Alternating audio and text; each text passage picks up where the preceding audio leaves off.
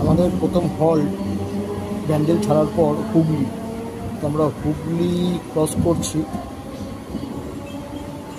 এই রুটে আসলে আপনারা হুগলি নদী পাবেন না, এটা যখন নৈহাটি রুট দিয়ে যেটা যায়, মানে নৈহাটি রুটে ট্রেনটা গেলে ওটাতে আপনারা এই হুগলি নদীটা মানে হুগলি গঙ্গা পার হতে পারবেন।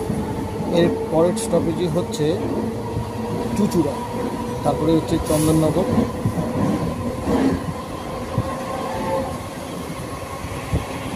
ট্রেনের গতিবেগ শুরু করে দিয়েছে, ট্রেন মারাত্মক গতিতে চলছে, তোমরা দেখতেই পাচ্ছ।